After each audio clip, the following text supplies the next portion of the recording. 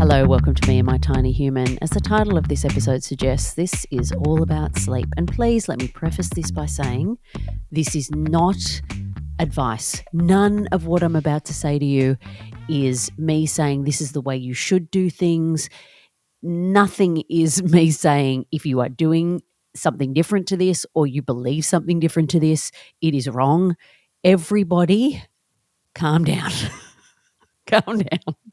Sleep is one of those topics that people get real testy about. And that's mostly because you're getting F all of it. Really? So your kind of fuse is already on the short side. But people have a lot of opinions.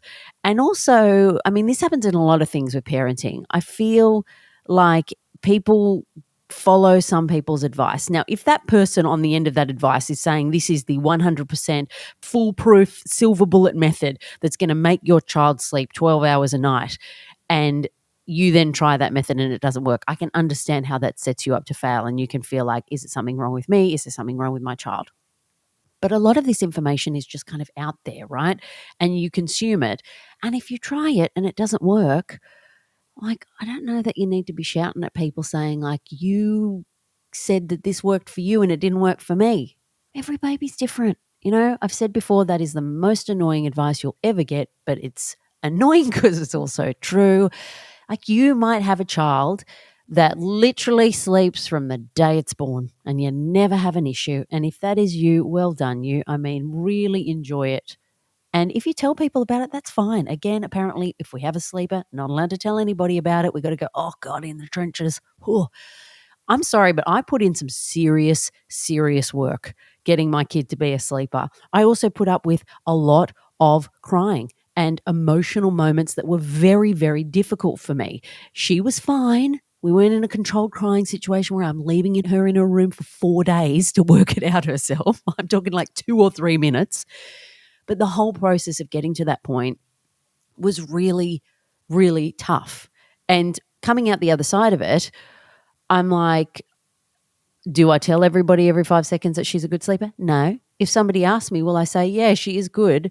But I say it because it took a really long time to get here, and it didn't just happen by magic, and she wasn't a perfect sleeper from the beginning.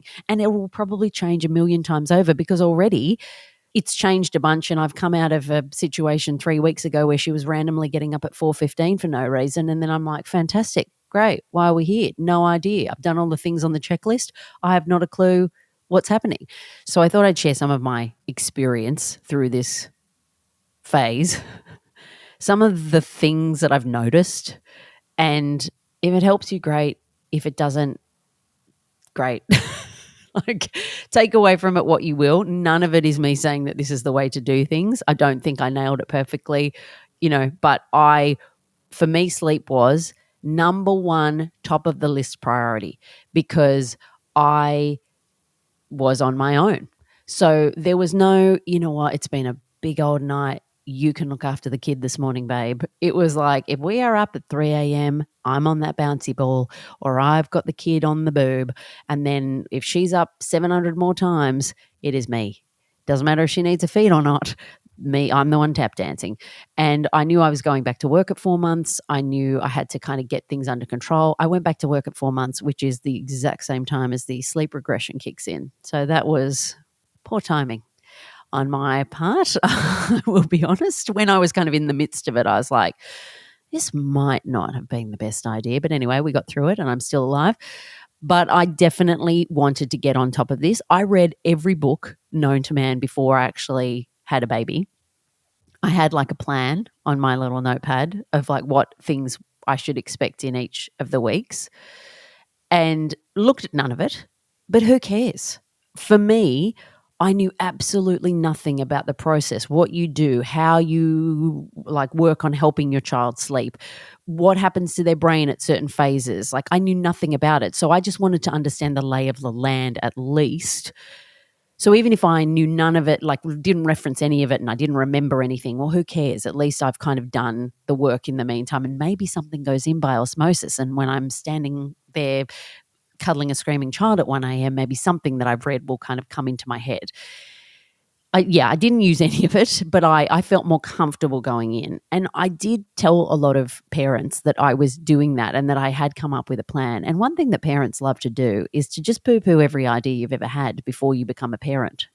Because, of course, what would you know? And I get it. What would I know? But if I want to read 900 books and put together a plan that I'm never going to use, that matter to you? Like that am I using your time to do that?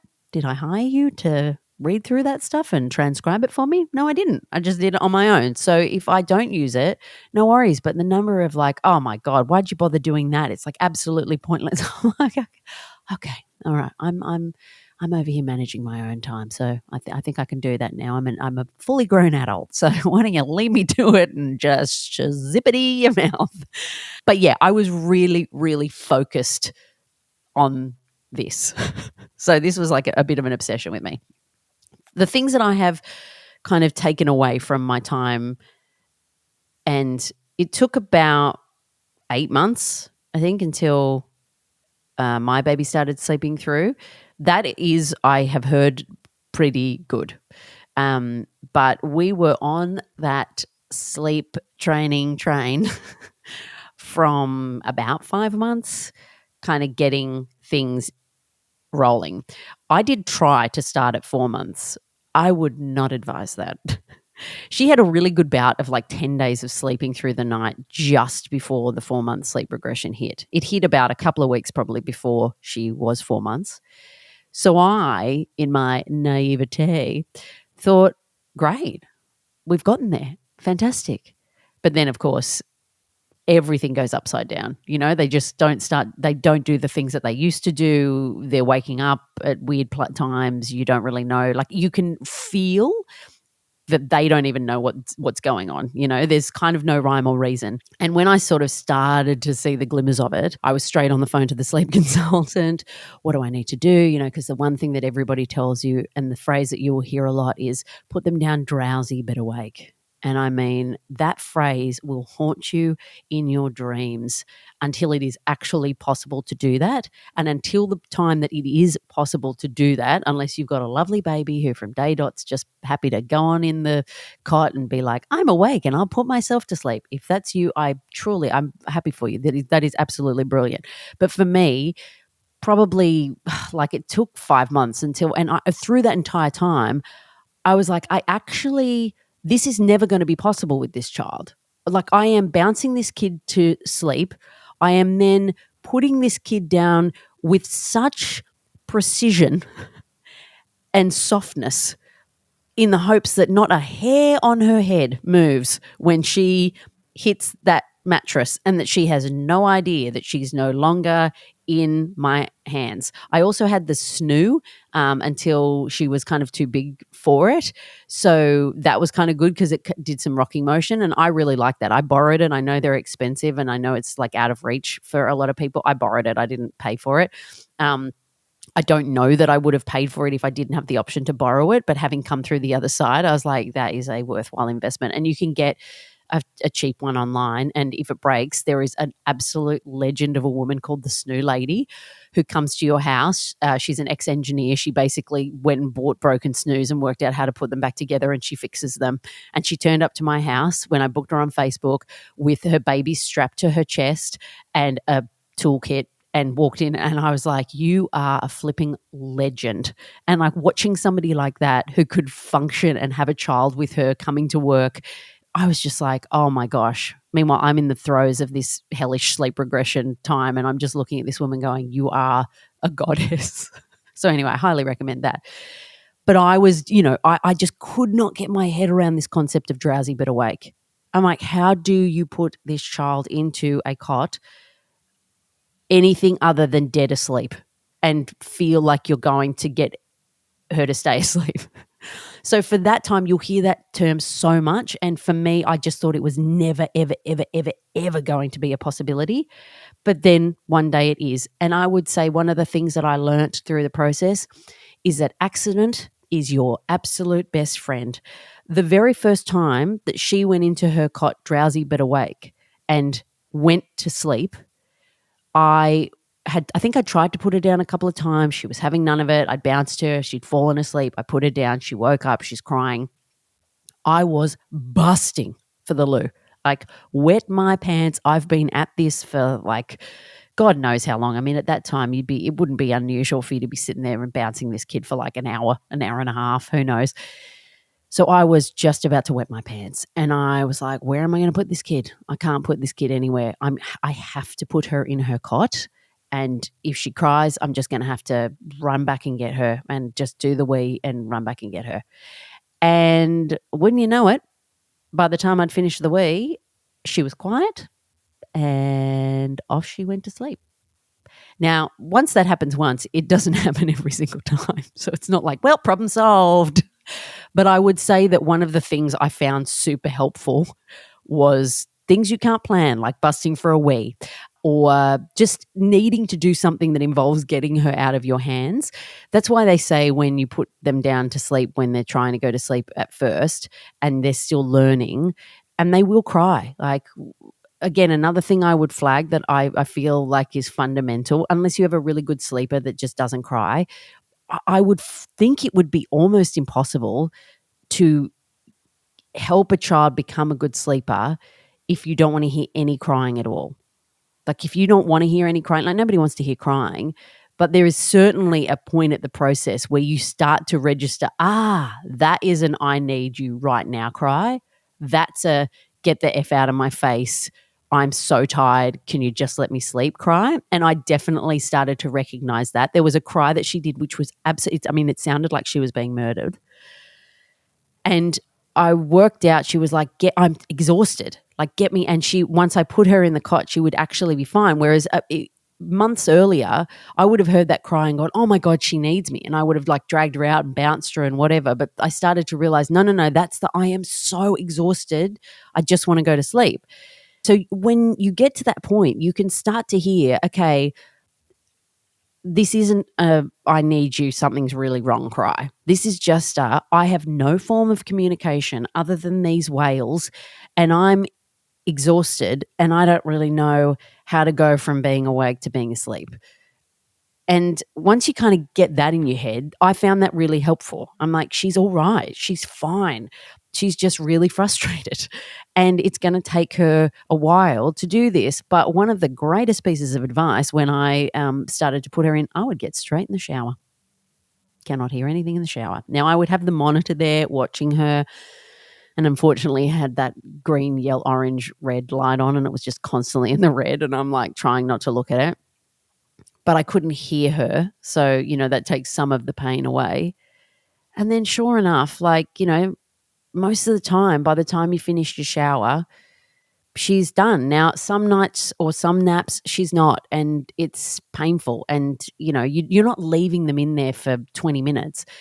But the kind of approach to sleep training, and I think it's got a really bad rap, like that sleep training idea. Like as soon as people hear that, they think, oh, you just left your child in a room for 3 hours and let her fend for herself. And it's like, no, it's not that.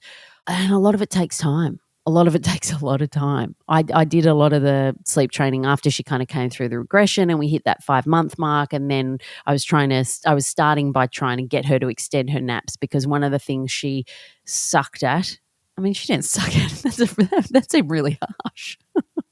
She sucked. She just didn't know how to do it. She did not suck.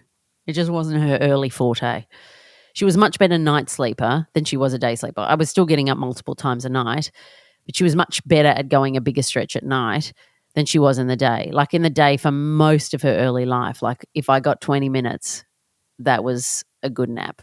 And when you are looking after this child on your own all day, every day, and the only gap you get is 20 minutes every few hours or whatever, that's not quite enough. So, yeah, I sleep trained her. We focused on that. It was really difficult, like trying to extend their day naps so that she's sleeping more than 20 minutes. Like she'll wake up and then you do have to sit there and listen to her cry and hope that she will try and eventually – we'll hope that she will eventually work out how to go back to sleep.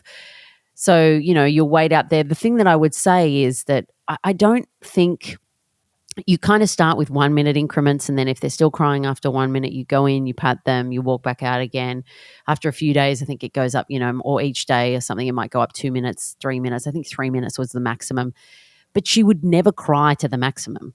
I think I might have gone in there to pat her once through the whole process, but you reset the clock every time they kind of stop crying. And obviously, if she's crying and then she's stopping, like, we're not in disaster stations, she's just frustrated and irritated, and then she kind of stops and she gives it a try again, and then it doesn't work, and she's frustrated and she cries again. So I wasn't standing outside listening to a crying baby, but because you would literally be standing there watching the monitor and then be like, please, please, please, please, please, please, and then she'd start up again, and you'd be like absolutely an emotional wreck for the minute that felt like 45 minutes until she stopped crying, and then you're like, please, please, please, please, please, please. And that would go on sometimes for like 30 or 40 minutes, while you're trying. And then eventually you're just like, or 20 minutes at the start, I think. And then eventually, as you're helping them over time, you extend that time out to 30, 45 minutes. Not that you're leaving them crying for 45 minutes, but that you're doing those little incremental things for that period. And then you go in if it doesn't work, and, because they've got to actually get some sleep, and you pick them up and you rescue the nap and you put them in the carrier and off you go for a walk. And I did that more times than I can count. Like, I was doing about 30,000 steps a day during my maternity leave, and, when I was looking after her, because she wanted to be carried. I went to the gym, did step class in particular, all the way to the very end of my pregnancy, and until my hips gave way. And then I was like, nope, not going to be doing this. I had one of those belly bands that's supposed to like pull up the pressure. They do nothing. Like, I've got this giant child and I'm like bouncing up and down. Anyway, when I came out the other side and my child wanted to be bounced all the time, people were like, did you do a lot of exercise during your pregnancy? I was like, yeah. They're like, yeah, she's probably used to movement. So I was like, well, that was a dumb idea, wasn't it? I wish somebody had told me that. I would have sat on my ass on the couch. I wouldn't have done this at all. But there were plenty of times. I mean, the majority of the time I'd have to go in and I'd have to rescue the nap, and then you just cuddle her to sleep, and that's it. If it didn't work today, we try again tomorrow. And then eventually over time you get there, but it takes a lot of work.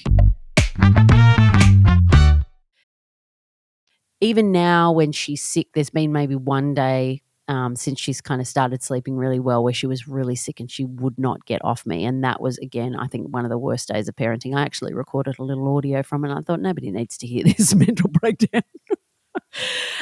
It's always better when you can laugh about it post rather than actually hearing somebody who's wondering whether it's all been worth it at the time. But when she's sick particularly, or, I'm like, sleeping on me is not going to be the best thing for you. I move, you wake up, like, you need to be sleeping in your bed because you will get the best possible sleep. I will also get the best possible sleep if you are sleeping in your bed, and then I will be a better mum for you. You will feel like a happier kid. Like, we're all moving along better. This is better for everybody.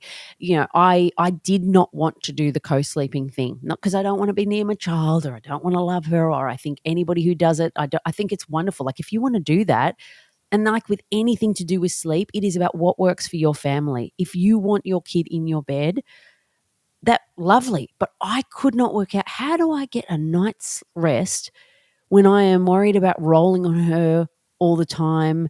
How do I set up bumpers on the bed like the bowling alley so that she doesn't fall out the side? How does she not wake up every time, see me and be like, hello? She actually got sick recently. Oh no, she was teething, that's right. And she woke up and we were up for, God, I don't know, 3 hours from about 1 till 4. She wouldn't let me put her down. She would only like stay on me if I was on the bouncy ball. The goddamn bouncy ball. If you've got one, it's great until it ain't. I really need to get rid of mine. I don't know where to put it, but every time she sees it, she's like, ball. I'm like, we are not going on that bouncy ball again. Anyway, at a certain point, I was like, I actually physically cannot keep my eyes open anymore. I cannot have you on this bouncy ball anymore. So I took her into bed and we laid down. She was having none of it because she's like, what is this? Why am I laying down? What is this place? Now, in my head, I'm thinking, this is actually excellent that you don't want to be here because I don't want you to get in the habit of feeling like you have to come in here, because I know once it's an option for you, you'll only want to come in here and then I ain't getting no sleep and I can't function on no sleep. But in those moments, you're like, could you just shut up and sleep here? Could we pretend that you've come in here a few times and that you know that and you love it?